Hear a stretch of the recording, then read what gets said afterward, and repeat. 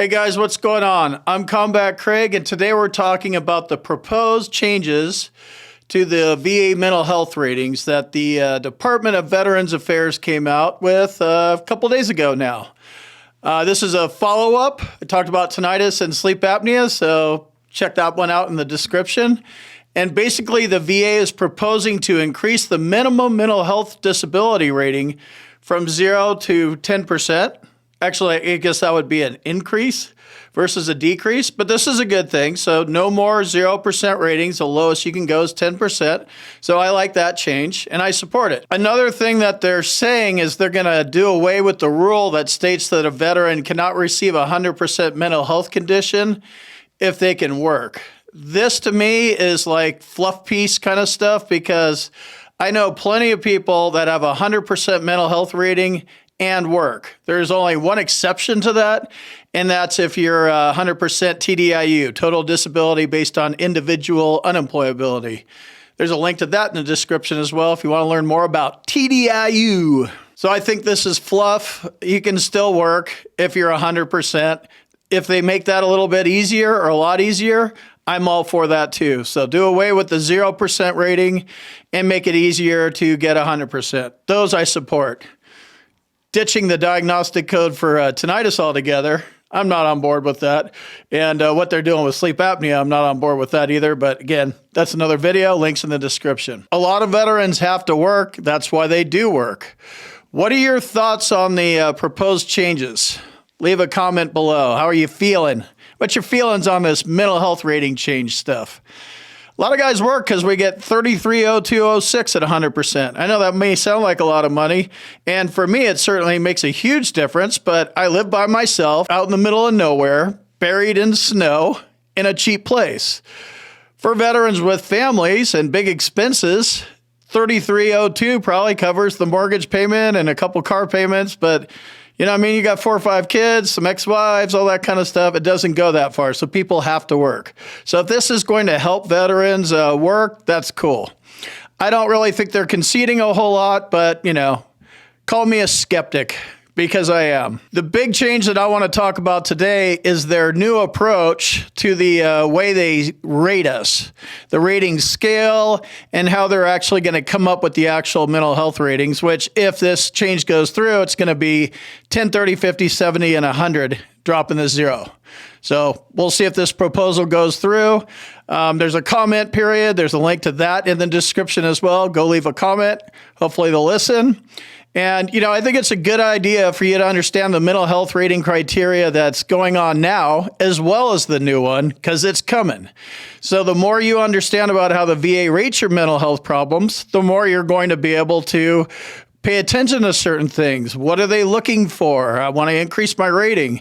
It would be nice to know what they're looking for so you could start speaking their little stupid VA language. You need to understand why you're rated low. You're probably not rated high. So if you're rated low, you need to understand. I go into this a hell of a lot deeper in my boot camp, and I go in depth, painfully, laboriously in depth in my boot camp.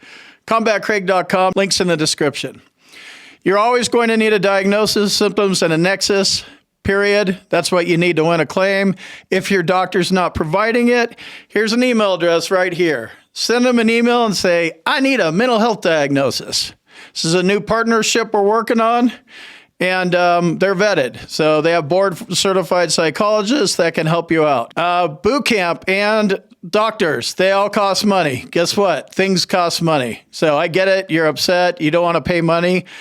Nobody's forcing you to pay money. If you want to keep doing what you're doing, which is losing with free shitty VA doctors and just hoping for the best, you can keep doing that. Nobody's forcing you to pay a dime.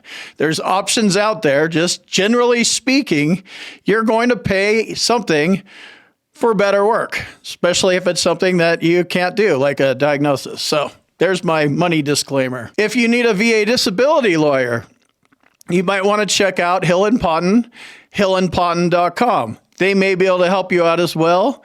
They may not. Reach out to them. Reach out to whoever. Some of these claims, nobody can help you with because you just fucked them up too bad.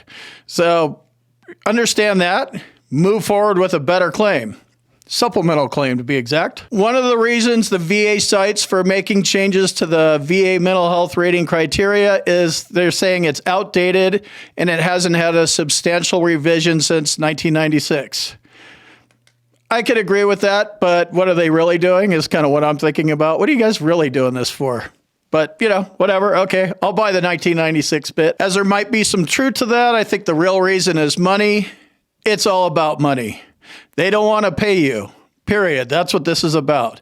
So I like what I'm seeing in this mental health changing, but where are they going to steal money from us is what I'm looking for. They also say this change was prompted by all these lobbying groups. They cite them, and I'm going to put the link in the description.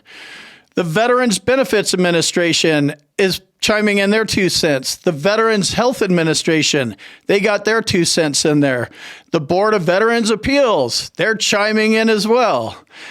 All the Veterans Service Organizations, they're chiming in. The Department of Defense is chiming in. All these big, high-level, high-power lobbying groups are chiming in saying, yeah, we need to make these changes. But you know who's not on this list? Us. They left the veterans out. How come we're not on the list? I guess that's what this commenting period is for. We need to get like a union together, or lobbying firm or something that actually represents veterans, but different topic, different video. So the VA used to use DSM-4, and that was changed in 2015 to use the DSM-5.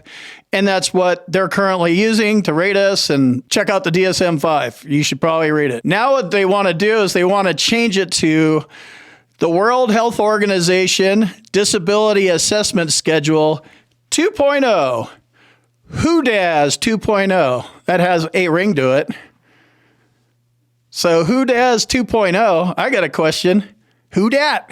Dat was the guy that was lying his ass off on TV about the current crisis. I'm not even going to mention it because YouTube will flag me. All right, so here's the actual meat and potatoes part of this change to the VA mental health ratings. As to the general proposed rating formula, there'll be 170, 50, 30, and 10, based on the severity of impairment in all 5 domains. To measure the severity in an individual domain, the VA will first evaluate the intensity of the impairment in that domain. Intensity refers to the difficulties in functioning, like how much it interferes with your life and completing tasks and stuff like that. The levels of intensity for each domain will be none, mild, moderate, severe, and total. And they're generally defined as follows. So I'm tracking this. If you guys know about mental health ratings, this is kind of making sense. So here they are. None equals no difficulties associated with this domain. Mild equals slight difficulties in one or more aspects of the domain that does not interfere with tasks, activities, or relationships. Moderate means clinically significant difficulties in one or more aspects of the domain that interfere with tasks, activities, or relationships. So they're kind of changing it up with the social and occupational impairment, but it's still basically the same thing. Severe, serious difficulties in one or more aspects of the domain that interferes with tasks, activities, or relationships. So that's probably going to be your 70% rating there. And then total is profound difficulties in one or more aspects of the domain that cannot be managed or remediated, incapable of even the most basic tasks within one or more aspects of the domain. Difficulties that completely interfere with tasks, activities, or relationships. So this is the new language. It's not that different, so I kind of understand it. I hope you do too. Then they're going to add on a numerical value to each of these categories. So you're going to get a numerical value ranging from 0 to 4. And here's how they're going to break down the numerical value. 0 equals none, no difficulties. 1 equals mild impairment at any frequency or moderate impairment that occurs less than 25% of the time. Now they're starting to do here and or statements. Makes it more confusing. Number 2 equals moderate impairment that occurs 25% or more of the time, or severe impairment that occurs less than 25% of the time. I'm already loving the way they're doing this. The number 3 is severe impairment that occurs 25% or more of the time, or total impairment that occurs less than 25% of the time. And then number 4 means total impairment that occurs 25% or more of the time. So after they get done putting all the numbers in the boxes, here's how it's going to break down. Here's how the VA mental health ratings will work under this new proposal. Level 4 in 1 or more domains, or level 3 in 2 or more domains, is going to equal 100% rating. Level 3 in 1 domain, or level 2 in 2 or more domains, is going to equal a 70% rating. That's the one I'm going to be studying up on because that's what I have. Level 2 in 1 domain equals 50%. Level 1 in 2 or more domains equals 30%. These ones are a little easier to understand. And then just minimum rating is 10%. So I encourage you to take a look at this proposal, submit your comments, leave a comment below, tell me what you think. Overall, I like this. I don't like I said, I don't like what they're doing with tinnitus or sleep apnea.